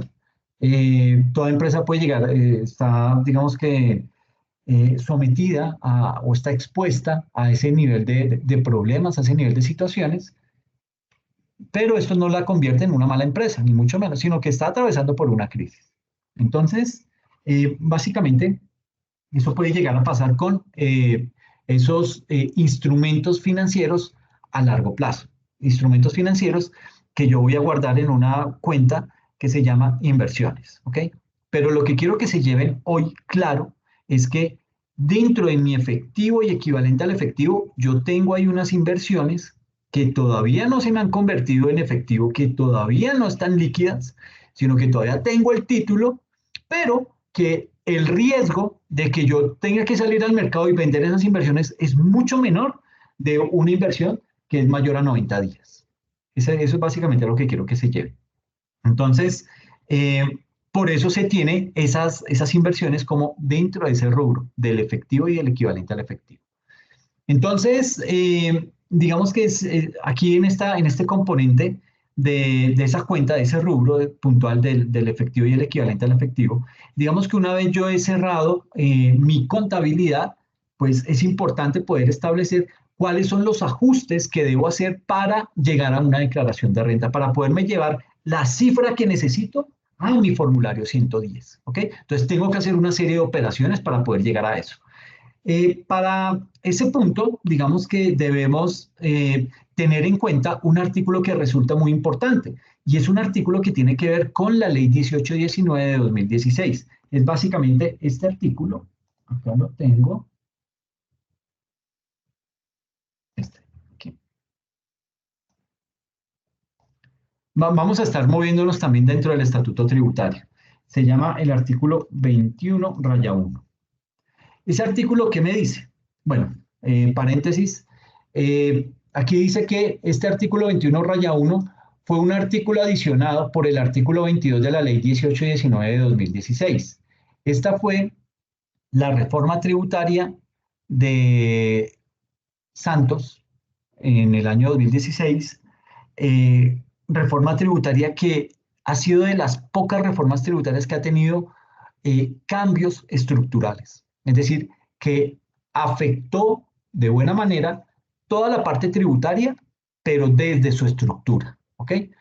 Por eso vamos a ver mucho, cada vez que entremos al estatuto tributario, vamos a ver que todavía hay mucho articulado de esa ley 1819 que está vigente hoy, porque fue tan radical el cambio que tuvo en el estatuto tributario que todavía se mantienen vigentes. Diferente a otros casos, otros artículos del estatuto tributario que cada que hay una reforma tributaria se cambia, ¿ok?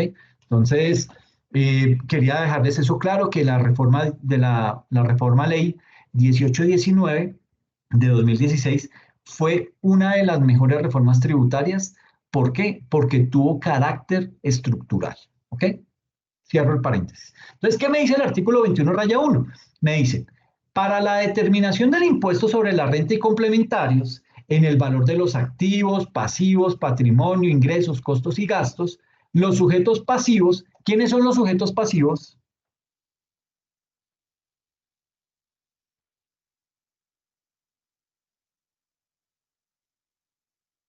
¿Sí, se recuerdan?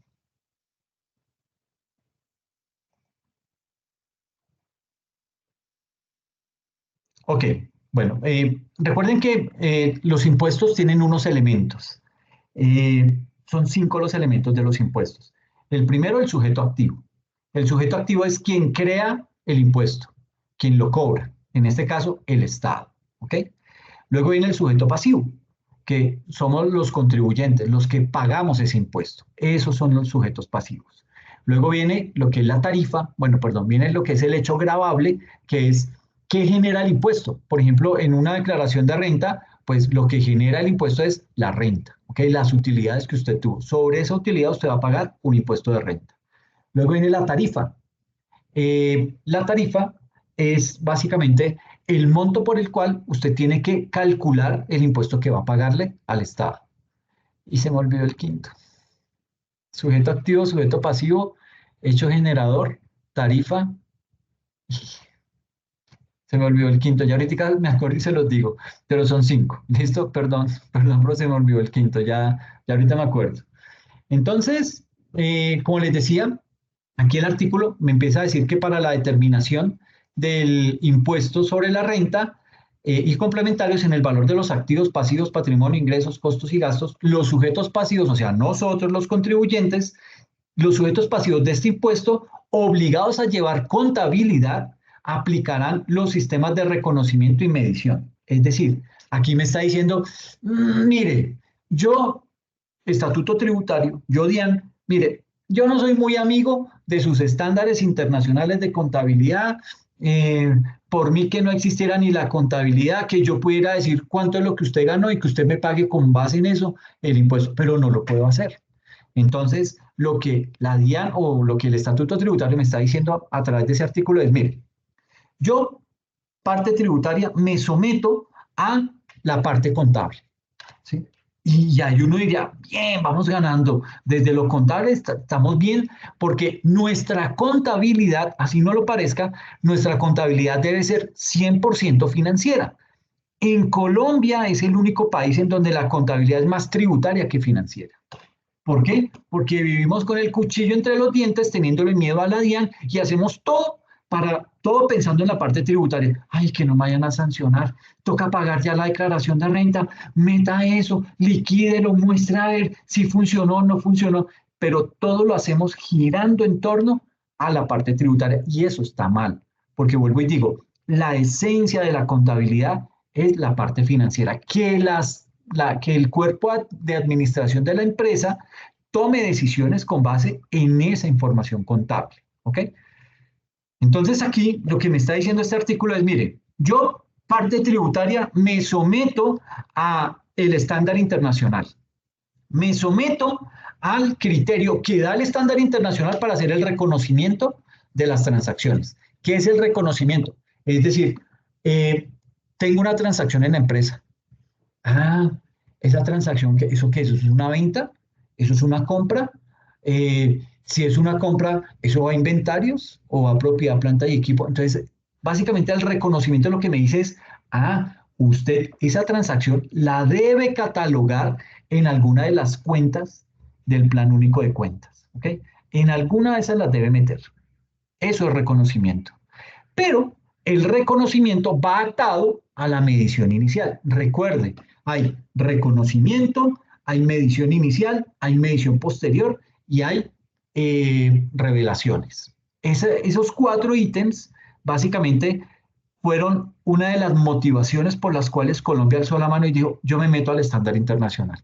La principal motivación fue el Fondo Monetario Internacional que le dijo a Colombia, si usted no se mete, si usted no adapta los estándares financieros a su contabilidad, usted no puede ser parte del mercado de capitales.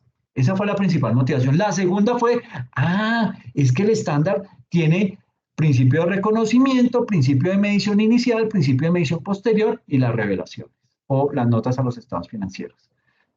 Entonces, aquí la parte tributaria me está diciendo eso. Dice, yo me someto al reconocimiento que haga usted desde la parte contable, a las mediciones que haga desde la parte contable y con base en eso liquidamos el impuesto que usted me debe pagar.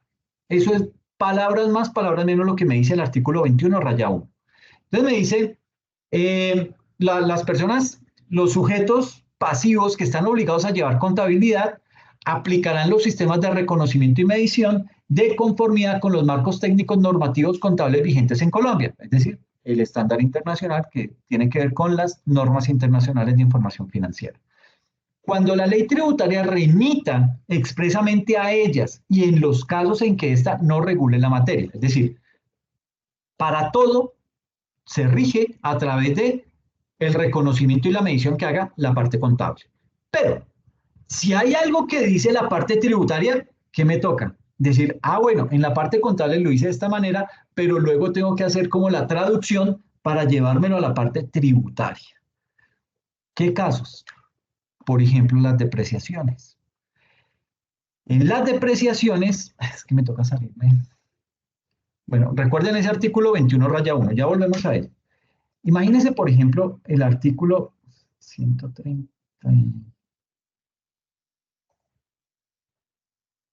Perfecto, le pegué pura chiripa. El artículo...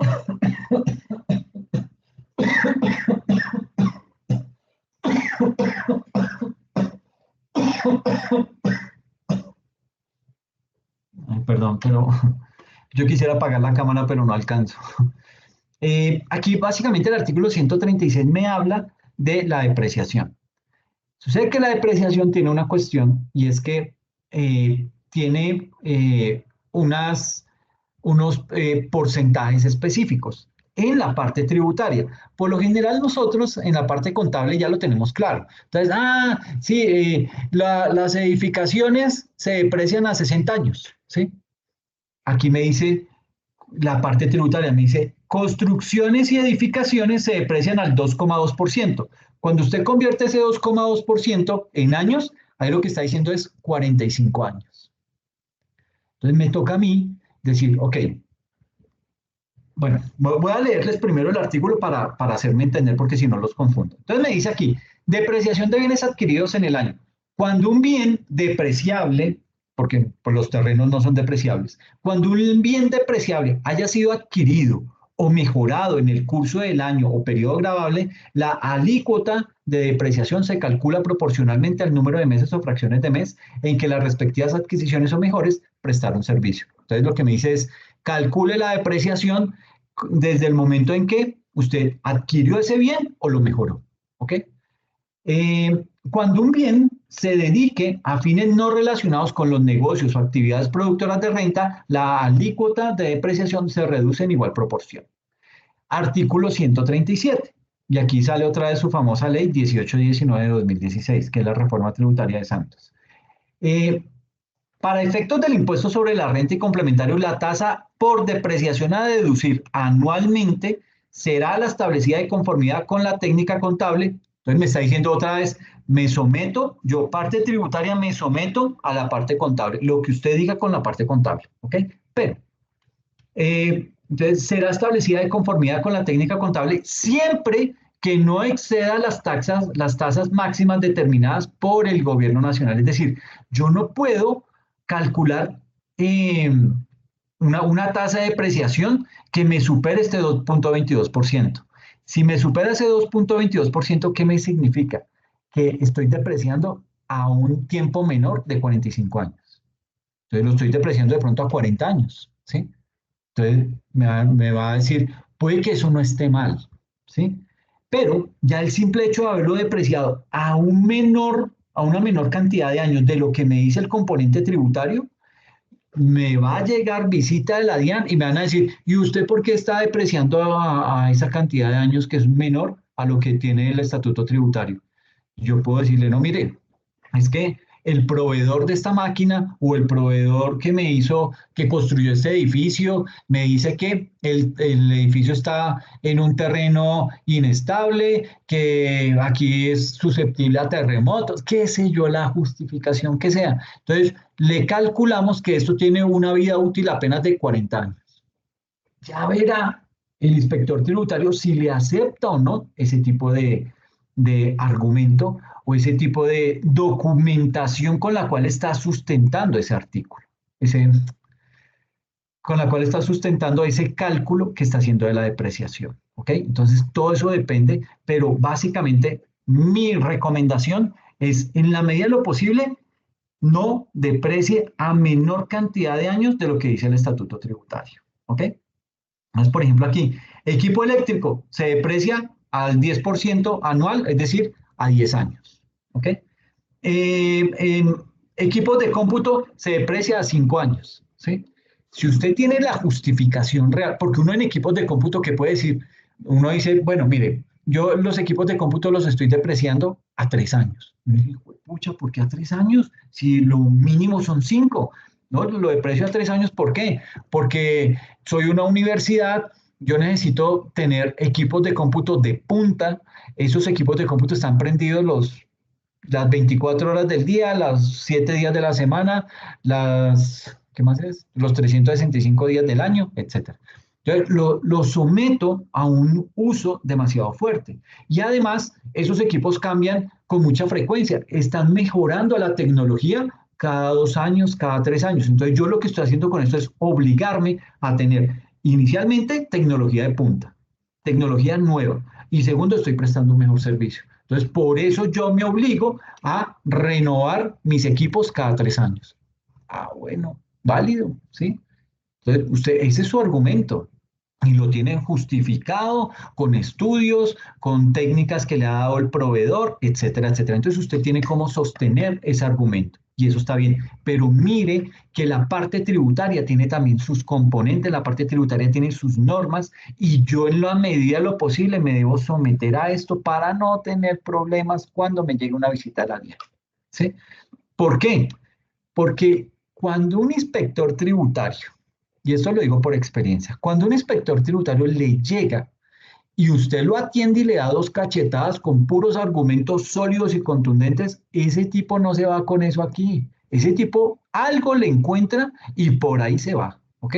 Porque él sabe que si se va, si se deja que usted lo cachetee con argumentos, que es lo correcto y es la mejor manera, ese tipo no se va a ir con el rabo entre las patas, como dicen las mamás. Ese tipo le busca algo y en alguna cosita se lo va a encontrar y por ahí lo va a volver a poner a liquidar la declaración de renta para que pague sanciones y para que pague intereses de mora.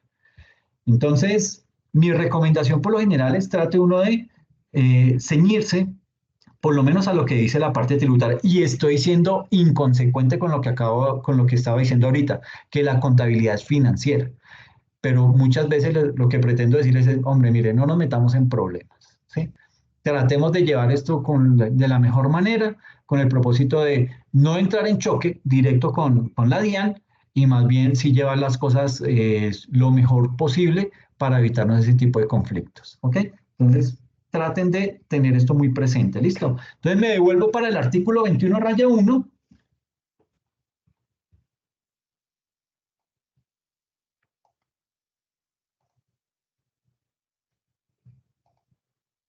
Esta es la página, así se llama, secretariasenado.gov.co. Ahí está el estatuto tributario, ¿listo? Ese es el que yo más uso, ¿listo? Entonces, ¿en qué íbamos acá? El artículo ta. Entonces, que con base en las normas contables vigentes en Colombia, cuando la ley tributaria remita expresamente a ellas y en los casos en que ésta no regule la materia. Entonces, ya vimos que la depreciación la regula la parte tributaria.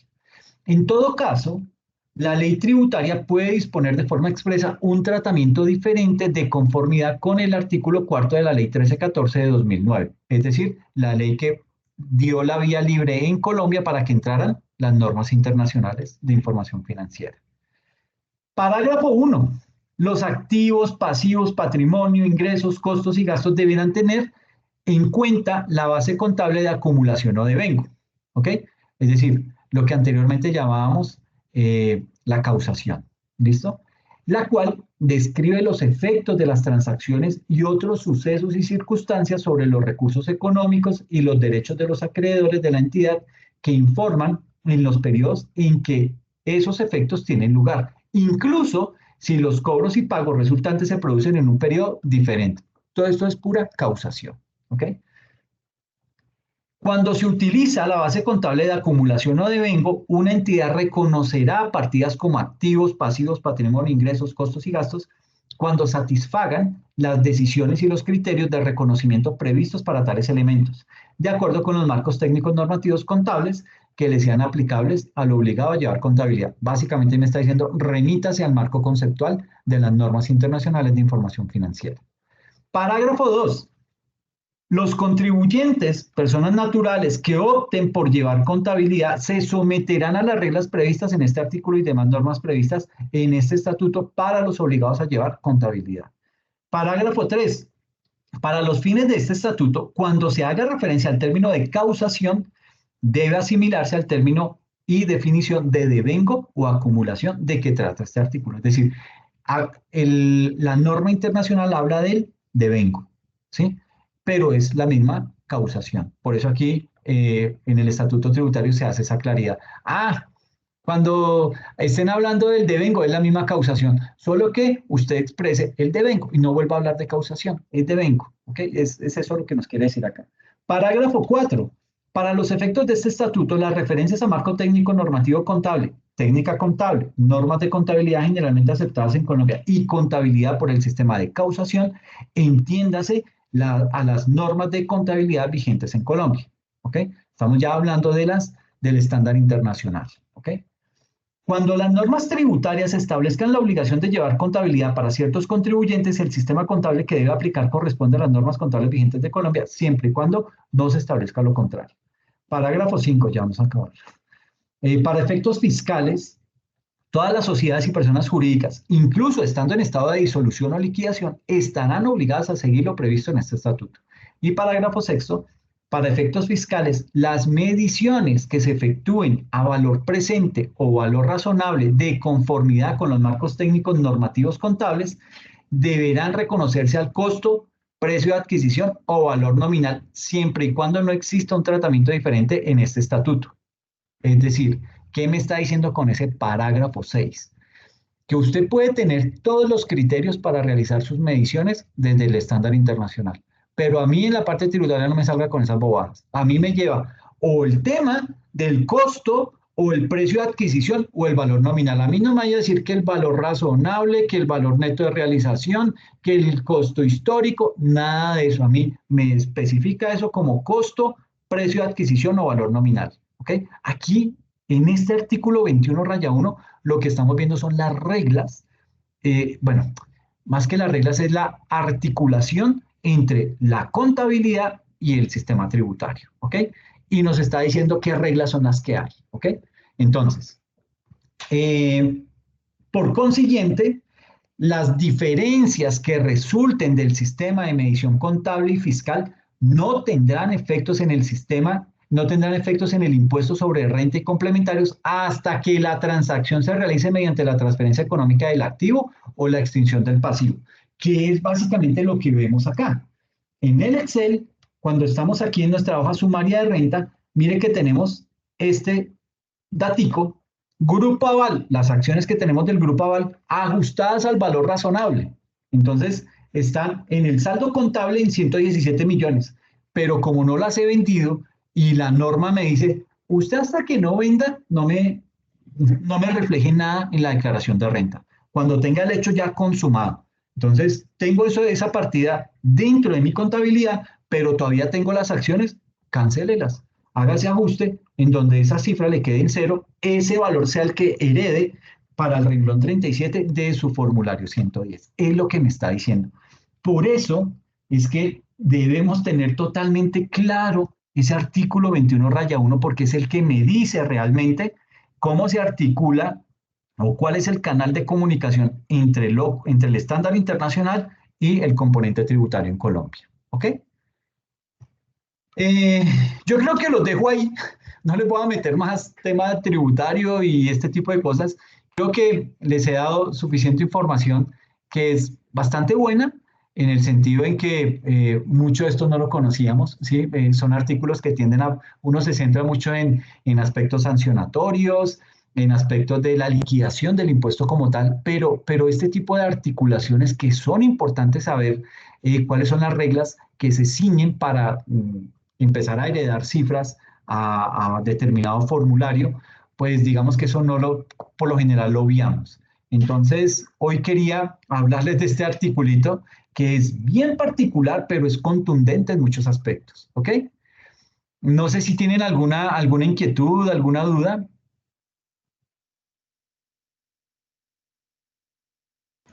Profe, cuando usted estaba hablando ahorita en la tabla de la depreciación esa que usted estaba diciendo que cada porcentaje corresponde a un número de años, pero ¿dónde evidenciamos el número de años correspondiente a ese porcentaje? Ok. Bueno, el estatuto tributario no lo muestra por nivel de años, sino dice simplemente la tasa de depreciación. Entonces, yo por lo general lo que hago es, me voy a cuando me dice 10% anual, entonces yo entiendo que el 10% para llegar al 100% me voy a tardar 10 años, ¿ok? Si es 10% cada año, para llegar al 100% son 10 años, ¿ok?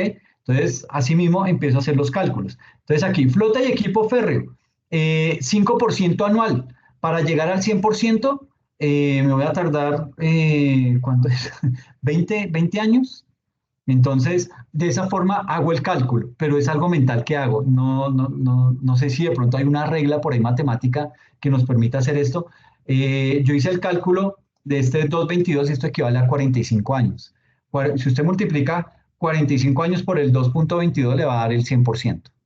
¿Sí? Entonces, es más o menos eso, pero en ninguna parte del estatuto tributario va a encontrar, 2.22%, entiéndase 45 años, o 2.50, entiéndase 20 años. No lo dice de esa forma el estatuto tributario. ¿Sí? Solamente se rige a este tipo de porcentajes. Y si lo quieren ver con mayor detenimiento, está entre el artículo 136 y el 137. ¿Listo? Ahí habla de ese componente de depreciación. Profe, usted en el correo me dijo que podía preguntarle aquí en clase con respecto al comentario que me hizo en la calificación. Ok, perfecto. Ya nos quedamos y hablamos de eso. ¿Ok? Sí, listo. Listo, bien, gracias. Bueno, este sábado voy a hacer la sesión. Pues yo siempre los invito, pero nadie llega. Entonces, lo que hago es voy a publicar el video el sábado en la noche, en donde hablo acerca de las transacciones en moneda extranjera y el tema de inversiones. Vamos a explicar esos dos temas este sábado, junto con esta primera sesión que hemos hablado de la declaración de renta, y de ahí en adelante ya seguimos. Entonces, la siguiente sesión, posiblemente vamos a hablar, digamos que de hoy en 8 días, vamos a estar hablando del componente. El sábado hablo de inversiones y dentro de hoy en 8 días vamos a hablar de todo el tema de cuentas por cobrar, ¿ok? Abordamos toda la temática de cuentas por cobrar y yo creo que alcanzamos algo de inventarios. Entonces, son dos temas gruesos, pero es que inventarios bueno, ahí vamos mirando, pero inventarios nos va a doler en el sentido en que nuestra empresa es industrial y tenemos que calcular costos. Entonces, me voy a meter mucho en la hojita de Excel que habla, perdón, que habla de los inventarios. Entonces, como para que se vayan preparando para eso, ¿listo? Bueno, Profe, ¿a qué entonces, hora el sábado? ¿A qué el hora, profe, el sábado sábado? tengo, el sábado yo tengo planeado, a las 4 de la tarde tengo una tutoría de auditoría. A las 6 de la tarde tengo una sesión de NIF pendiente, que fue cuando me enfermé el miércoles y el jueves. Y este sábado, digamos que la sesión de tutoría con ustedes sería de 2 a 4, impuestos nacionales. O sea que ingresamos al link de tutoría Eh, el sí, sábado a las 2.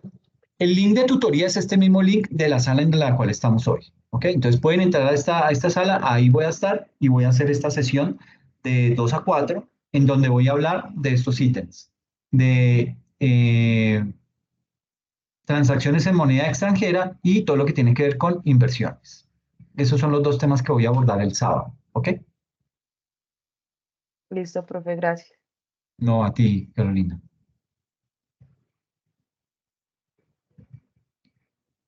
Listo, muchachos. Entonces, si no es más, perdón, no, ya Eliana está escribiendo. No, a ti, Eliana, muchas gracias. Les deseo lo mejor, cuídense y me quedo entonces con Stephanie. Gracias, profesor, muy amable. A Listo, ustedes, profe, muchas muchas gracias. gracias. Feliz Cuídense noche. mucho. Hasta luego, profe, Gracias. gracias. Feliz noche. Chao, que estés bien. Cuídate mucho. Profe, yo también le había colocado un correíto para que habláramos de lo del tema del examen. Ah, listo. Quedémonos Sí, yo acá. sí. Perfecto, bien, gracias. Gracias, Eliana. Muchas gracias por los buenos deseos. Bueno, listo. Entonces, ahora sí, Stephanie, cuéntame cuál es la Bueno, temática sí, que tenemos. sí, bueno, profe, tres cosas. La primera que de verdad, bueno, mejor dicho, lo teníamos que ir a buscar hasta allá, hasta Bogotá.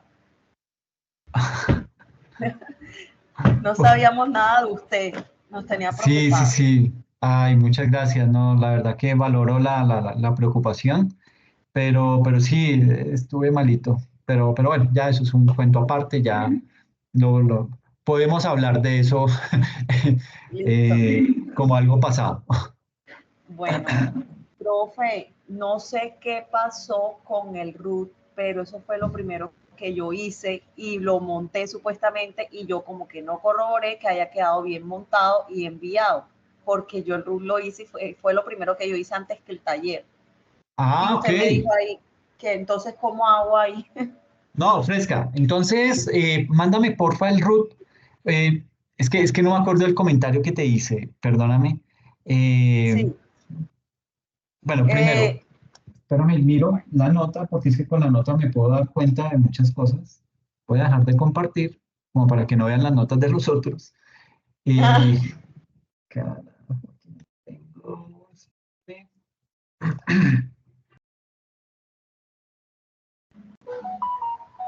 Entonces, Stephanie. Ah, ok. Pero solamente te hizo falta el formulario, el root, o te hizo falta algo más? ¿Qué te coloqué en los no, comentarios? el root, que solamente me Perfecto. hizo falta montar el root. Listo. Entonces, hazme un favor. Regálame al correo el root y te mejoro la nota. ¿Ok? Ah, listo, listo. Y Y de en una el vez. comentario, ajá, y en el comentario también hay esa parte que fue lo que me faltó enviar, que en el taller sucede algo, profe, que como yo estoy acostumbrada al software en donde yo trabajo, las contabilizaciones se hacen diferentes. Entonces yo hice los asientos y ahí en ese taller con base a lo que yo trabajo del día a día. Entonces usted ahí me dijo de que me hizo falta asentar lo que era el tema del inventario. Del inventario, sí. Entonces esa parte no la tomé en cuenta, fue por eso. Ah, ok, ok. Bueno, de todas formas, no fuiste la única, ¿sí? Y aquellos que lo hicieron bien, que lo tuvieron en cuenta el inventario para descontarlo, básicamente cometieron un error y fue descontar el inventario al valor, al mismo valor de la venta. Y eso está mal. ¿Sí? Entonces, por ejemplo, si vendieron, qué sé yo, ya ni me acuerdo del ejercicio, cuatro equipos de sonido, cada uno a 1 millón de pesos, pero lo habían comprado esos mismos cuatro equipos de sonido a 500, entonces ustedes tuvieron fue una utilidad de 500.000 pesos, ¿sí? Entonces, ¿qué pasa? Que uno en el inventario descarga esos cuatro equipos de sonido, pero al valor en el que los compré, es decir, a 500.000 pesos. Es decir, los cuatro equipos me valen 2 millones, no 4 millones. Eso, muchos me cometieron ese error. Entonces, lo que hacía ahí era explicarles eso. Pero mándame, porfa, el root y ya sabiendo que me hiciste esta aclaración, yo te mejoro la nota. Pero sí Sí, ya es se lo hago ya. importante. Sí, no hay lío. Pero sí es importante el tema de cuando estamos hablando de esas, eh, digamos que esos modelos de negocio en donde es compra y venta, uno por lo general siempre afecta el inventario de una vez. ¿Por qué? Porque se utiliza ese juego de inventarios periódico con el propósito de tener esos inventarios bien medidos y irlos descargando de nuestra contabilidad, porque por lo general uno está comprando y vendiendo, comprando y vendiendo. Entonces, en algún momento se va a confundir los valores y eso puede llegar a generarnos un inconveniente eh, financiero inclusive, pero también contable. Entonces, es como para que lo tengas presente, simplemente es un comentario, pero con el simple hecho de que me mandes lo del RUT, yo ya te mejoro la nota. ¿Listo? Sí, ya yo se lo envío. Profe, y una última cosita. Quería preguntarle algo. Ay, no, la verdad es que después de esta clase yo quedé un poco preocupada, porque nosotros tenemos que, sí, es mucha información nueva. Y la verdad es que yo creo que el tiempo es muy corto. Y aparte de eso, como se supone que tenemos que mandarle el taller ahorita el otro fin de semana. Entonces, es el taller que usted nos tiene ahí en la asignación con base al que nos puso ahora en el taller de Excel, porque es que ahí sí me perdí. No sé, o sea, tenemos que hacer este taller de Excel y no entiendo qué es lo que tenemos que hacer entonces en el taller que usted tiene ahí en las asignaciones. Ok, voy a entrar.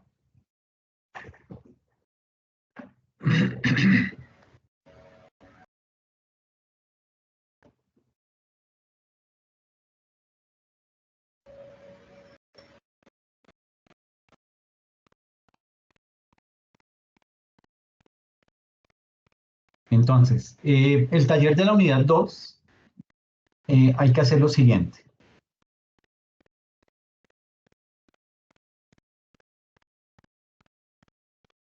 Bueno, todo está descrito en este adjunto, que dice unidad 2, actividad 1, declaración de retención en la fuente y declaración de renta y complementarios.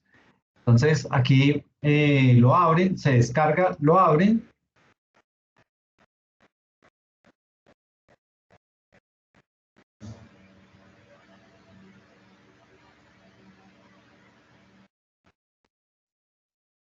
Entonces, lo que me trae acá básicamente es una tabla con muchos registros, muchas transacciones que se han hecho dentro de la compañía.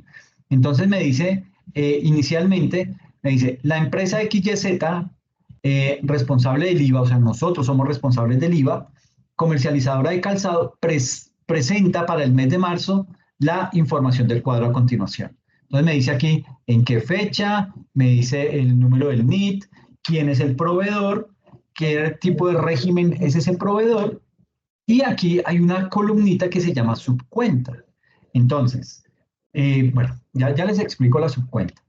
Me dice el concepto, entonces nosotros a este proveedor le pagamos unos honorarios en total de 350.000 más un IVA de 66.500. Entonces aquí yo ya hice la retención, dije, ese es un porcentaje del 10% de retención que equivale a 35.000 pesos. La tarea consiste en validar varias cositas. Lo primero, si este señor me debe cobrar IVA o no, teniendo en cuenta que dice que es no responsable de IVA, no declarante de renta. ¿Será que me puede cobrar IVA? Sí, no.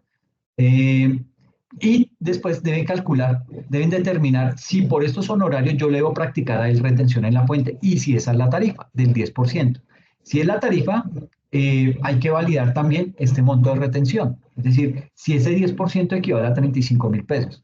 Muchos datos de esta tabla están bien calculados, pero muchos también están mal. ¿Okay? Entonces hay que revisar uno a uno. ¿Cuál es el propósito? Primero, tome esta tabla y pase la Excel. ¿Ok? Aquí no está en Excel porque si yo hago estas operaciones, si yo hubiera dejado esto en Excel, usted se da cuenta de las operaciones y todo eso, y pues no es el hecho. Entonces, más bien, copia esto, lo lleva a Excel y en Excel organiza la información. ¿Cómo la organiza? Primero, todo por concepto.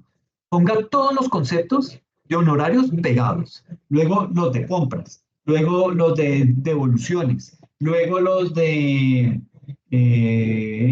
arriendos, luego los de intereses de préstamo. Entonces, por cada uno de esos conceptos, usted va a crear una subcuenta. Entonces, ¿cuál es la subcuenta de retención para las compras? Le crea un código. Eso está por lo general en la página puc.com.co.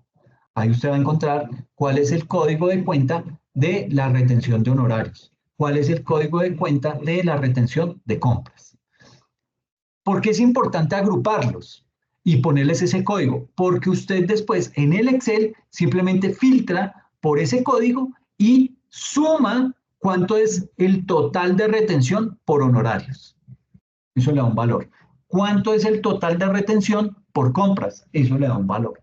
Esos valores son los que hay que llevarnos luego, después de que hemos validado toda esta tabla, debemos irnos al formato de RUT, al formato de retención en la fuente, que está acá, este formulario 350 editable, para que ahí usted pueda hacer la declaración de retención en la fuente de este ejercicio. ¿Ok? Eso es todo lo que hay que hacer. Y el segundo punto del taller es de lo más fácil del mundo porque es simplemente hacer lo siguiente. Realice un mapa conceptual, un mapa mental, con lo que usted quiera. Realice por decir algo, un mapa conceptual en donde sintetice bajo su propio concepto y en forma clara qué es la declaración de renta y cuál es la diferencia entre declaración de renta de persona natural y persona jurídica en un mapa conceptual. ¿Ok? Ahora, digamos que aquí está toda la descripción de la actividad. Me dice, de esta tabla, analice la información y revisar que esté aplicado y liquidada las retenciones según se indica en el estatuto tributario. Por eso les decía, tienen que revisar todas esas porcentajes y esos cálculos que aparecen en esta tabla. Segundo, asigne una subcuenta y ordene por concepto de retención, que es lo que les acabo de explicar de poner el mismo código de cuenta a todas las retenciones de honorarios, el mismo código de cuenta a todas las retenciones por compras, etcétera, etcétera. Tercero, teniendo en cuenta que las ventas del mes fueron por valor de 568.253.500, debo calcular la autorretención correspondiente. Usted entra ahí a Google y dice, ¿cuál es el porcentaje de autorretención? Y él le va a decir el 0.55, el 0.55%. No es el 55%, es el 0.55, ¿ok? Entonces, a este valor, a estos 568, le calcula el 0.55%, ¿ok? Luego me dice, indicar cuál es la fecha máxima para declarar y pagar retención en la fuente. Eso se hace con base en que en el NIT de la empresa. Nuestro NIT termina en 9. Entonces, el dígito termina en 9. ¿Hasta cuándo tenemos plazo para declarar la retención en la fuente? Entonces, ahí me lo indica. Y quinto, con la información anterior, diligenciar el formulario 350 de retención en la fuente. Sexto, ¿qué pasa si usted presenta la declaración de retención en la fuente un día después de la fecha correspondiente según el calendario tributario? ¿Qué sanción le acarreará? Usted me dirá, no, debe pagar una sanción del 0,5% por extemporaneidad y se paga solo el 0,5% porque no ha sido requerido por la DIAN. Ah, bueno, ¿y a cuánto asciende? Ok, listo, eso es lo que me tiene que explicar. Séptimo, si declara a tiempo, pero paga un mes después, que eso se puede hacer. Usted puede ir y decir, mire, esto es lo que tengo que declarar, pero mi recibo salió en 0 porque no tengo plata ahorita para pagar. Ah, bueno, listo. Se la reciben y usted, con eso, ¿qué está haciendo? Está evitando que lo sancionen. Pero tiene que pagar algo adicional porque no está pagando dentro de la fecha. Entonces, ¿qué tipo de sobrecosto se le aplica ahí? Y por último, hay que realizar el registro contable del cierre por concepto de retención en la fuente en marzo y el registro del pago en abril. Ese es todo el ejercicio que hay que desarrollar. Suena largo por toda esta cantidad de transacciones, pero una vez han salido de esto, ya el resto es mucho más fácil de manejar. Si tú trabajas Entonces, en grupo, ¿cómo? dime, ¿tú estos talleres los estás trabajando en grupo o solita? Estoy sola, Sí, es que pero voy a querer como que hacer un grupo ya. sí, yo creo que es mejor. Yo sé que ustedes no son muy amigos de trabajar en grupo, pero hay ejercicios en los que sí es totalmente válido y es lo más, eh, no sé si decirlo sabio, lo más eficiente trabajarlo en grupo, porque son actividades que son largas y que en muchas ocasiones requieren conceptos que de pronto uno no los maneja, pero la otra persona puede que sí los maneje. Entonces ahí se complementan. Por eso es que insisto en que trabajen en grupo, pero vuelvo y digo, no son muy amigos de eso. No. Profe, entonces lo que usted nos mandó hoy, con lo que estuvimos viendo hoy la clase, eso es para verlo en las clases. Eso ya Sí, no tiene nada exacto. que ver con las asignaciones. Cero, de ahí no vamos a hacer nada de taller, no, esa parte, digamos que de ese ejercicio yo no le voy a poner nada en los exámenes porque sé que eso es largo, es complejo de entender, no lo vamos a sacar así de un día para otro, entonces no se afanen que eso no va a pasar. Pero sí necesito que los conceptos los tengan claros, ¿ok? Yo les pregunto en taller, en examen temas de conceptos. No les pongo ejercicios, no les pongo nada de eso porque sé que ahí los parto y mi propósito no es ese. Pero sí les pregunto temas de conceptos porque necesito validar que los conceptos estén quedando claros y sólidos en la medida en que vamos avanzando. ¿Ok? Ah, profe, bueno, muchísimas gracias. Ya le No, envío a ti, entonces el Stephanie. grupo al correo. Perfecto, te lo agradezco mucho y te mejoro la nota por eso. ¿Ok? Bueno, gracias a usted. Feliz Bueno, noche. cuídate, que estés bien. Bueno, igualmente. Profe, Chao. Hola, sigo Paula, yo. ¿cómo vas? Sí, sí, sí, ¿cómo Lo mío estás? sí es cortico, sí, señor. Yo en el taller saqué 5, Ok, bien. pero en el examen saqué 2.5, pero por el tema pues que no pude estudiar, mi suegro falleció el sábado, el 18, me quedó Ok, muy ok. difícil y por eso pues yo le había solicitado que si de pronto era la posibilidad de volver a repetir el examen. Ok. Pues, ¿sabes qué te propongo mejor, Paula? Sí, sí, señor. Eh, Estudies más para el segundo parcial y la nota que saques en el segundo parcial te la replico en el primero. ¿Te Ah, parece? ok, listo.